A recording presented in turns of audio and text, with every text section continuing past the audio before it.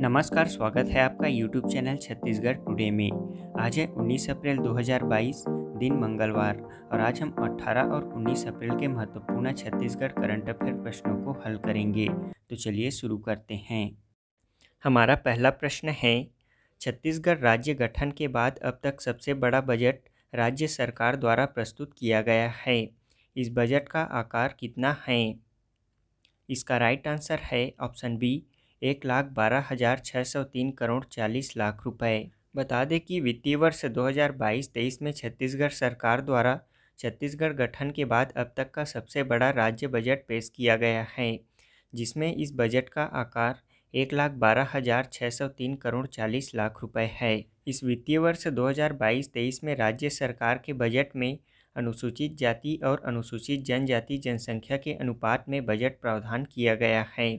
वहीं इस वित्तीय वर्ष में कृषि बजट के लिए 20,405 करोड़ रुपए की राशि रखी गई है।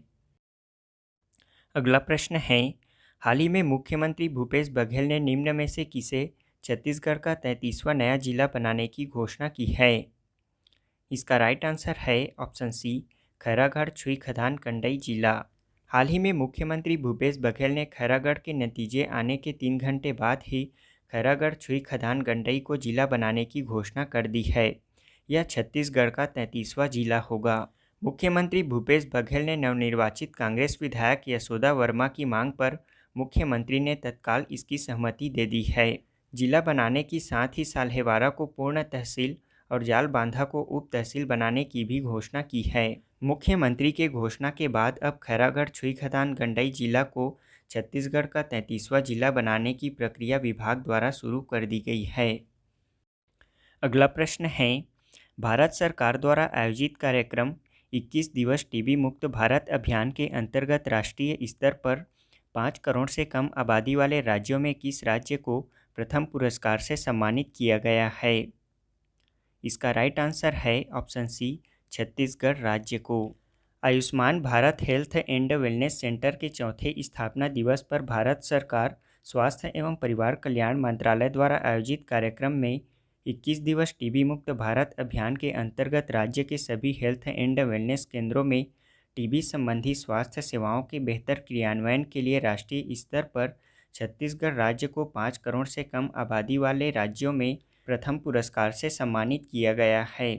बता दें कि छत्तीसगढ़ राज्य में 24 मार्च से 13 अप्रैल 21 दिवस तक 6 उन्मूलन कार्यक्रम अंतर्गत राज्य के सभी हेल्थ एंड वेलनेस केंद्रों में अभियान के रूप में टीबी उन्मूलन संबंधी स्वास्थ्य सेवाएं प्रदान की गई हैं।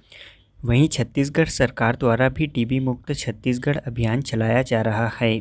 छत्तीसगढ़ सरकार द्वारा 2023 तक प्रदेश को टीबी मुक्त रखने का लक्ष्य रखा गया है, जबकि भारत को 2025 तक टीबी मुक्त रखने का लक्ष्य रखा गया है। अगला प्रश्न है, हाल ही में खैरागढ़ उपचुनाव में कांग्रेस की जीत में यशोदा वर्मा ने बीजेपी उम्मीदवार कोमल जंघेल पर कितने वोटों से जीत दर्ज की है? इसका राइट आंसर है ऑप्शन बी, 20,000 वोटों से। हाल ही में हुए खैरागढ़ उपचुनाव में कांग्रेस की जीत में यशोदा वर्मा ने बीजेपी उम्मीदवार कोमल जंघेल पर 20,176 वोटों से जीत दर्ज की हैं। इसमें यशोदा वर्मा को कुल 87,879 वोट मिले हैं, जबकि भाजपा के कोमल जंघेल को 67,703 वोट मिले हैं। इसमें जनता कांग्रेस छत्तीसगढ़ प्रत्याशी नरेंद्र सोनी अपनी जमानत नहीं बचा सके। इस सीट में कांग्रेस की जीत के बाद अब छत्तीसगढ़ विधानसभा में कांग्रेस की सदस्य संख्या 71 हो गई है। हाल ही में पिछले दिनों प्रदेश में चैत्र नवरात्र के अवसर पर कुदरगढ़ महोत्सव का आयोजन कहाँ किया गया है? इसका राइट आंसर है ऑप्शन सी, सूरजपुर जिले में। छत्तीसगढ़ के सूरजपुर जिले में इस वर्ष भी चैत्र नवरात्र के अवसर पर कुदरगढ़ देवी धाम में कुदरगढ़ महोत्सव का आयोजन किया गया। यह 3 दिवसीय आयोजन 6, 7 और 8 अप्रैल 2022 तक आयोजित हुआ।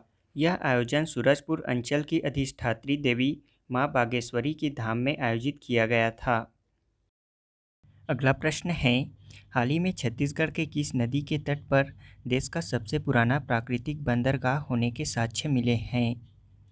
इसका राइट आंसर है ऑप्शन सी, पैरी नदी। छत्तीसगढ़ के पैरी नदी के तट पर देश का सबसे पुराना प्राकृतिक बंदरगाह होने के साक्ष्य मिले हैं। यहाँ समुद्री जहाज़ों से सामान सिरपुर, कटक और फिर अरब सागर के रास्ते विदेश ले जाए जाने के प्रमाण हैं। राजिम से 25 किलोमीटर दूर पैरी नदी के किनारे बसे कुटेना सिरकट्टी गांव में बना बंदरगाह इस बात का प्रमाण देता है। कुटना में सिरकट्टी आश्रम के पीछे पैरी नदी पर देश का सबसे पुराना बंदरगाह प्राकृतिक बंदरगाह होने के प्रमाण मिले हैं। यहाँ 5 बड़े समुद्री जहाज़ खड़े किए जा सकते हैं। बता दें कि पैरी नदी का उद्गम गरियाबंद जिला अंतर्गत बिंद्रा नवागढ़ तहसील के मैनपुर पठार के भातरीगढ़ पहाड़ी से हुआ है। इसका प्राचीन नाम पलासिनी है। यह नदी राजिम के समीप महानदी में मिल जाती है। इस नदी की सहायक नदी सोंढूर नदी है। गरियाबंद जिले में पैरी नदी पर सन 1995 में सीकासार परियोजना स्थापित किया गया था, जिसमें सन 2006 से 3.5 मेगावाट के 2 यूनिट यानी कि 60 मेगावाट का विद्युत उत्पादन किया जा रहा है। आज़ादी का अमृत महोत्सव के तहत दिल्ली में आयोजित सम्मेलन में छत्तीसगढ़ सरकार की तरफ से प्रतिनिधि के रूप में कौन शामिल हुए थे? इसका राइट आंसर है ऑप्शन सी, अमरजीत भगत ने। अगला प्रश्न है, मनेंद्रगढ़ में हसदेव नदी के तट पर स्थित फौजिस पार्क अब किस नाम से जाना व पहचाना जाएगा? इसका राइट आंसर है option C, Gondwana marine park. अगला प्रश्न है, छत्तीसगढ़ योग आयोग द्वारा राज्य स्तरीय योगासन प्रतियोगिता का आयोजन राजधानी रायपुर में कब से कब तक आयोजित किया जाएगा? इसका राइट आंसर है ऑप्शन ए, 25 अप्रैल से 27 अप्रैल 2022 तक। अगला प्रश्न है, 80वें स्कॉच शिखर सम्मेलन 2022 में एनएमडीसी ने कितने पुरस्कार जीते हैं? इसका राइट आंसर है ऑप्शन बी, 2 पुरस्कार। अगला प्रश्न है, हाल ही में जारी आंकड़ों के अनुसार छत्तीसगढ़ राज्य में पिछले 3 वर्षों में कुपोषण में कितने प्रतिशत की कमी दर्ज की गई है? इसका राइट आंसर है ऑप्शन बी, 8.7%। अब हम पिछले क्विज का आंसर जान लेते हैं। पहला प्रश्न है, छत्तीसगढ़ में वित्तीय वर्ष 2021-22 में कुल राजस्व प्राप्तियों में पिछले वर्ष की तुलना में कितने प्रतिशत की वृद्धि अनुमानित है? इसका राइट आंसर है ऑप्शन सी, 16.07%। प्रदेश में वित्तीय वर्ष 2021-22 में कुल राजस्व प्राप्तियां 79,325 करोड़ रुपए अनुमानित है, जो कि पिछले वर्ष की तुलना में 16.07% वृद्धि अनुमानित है।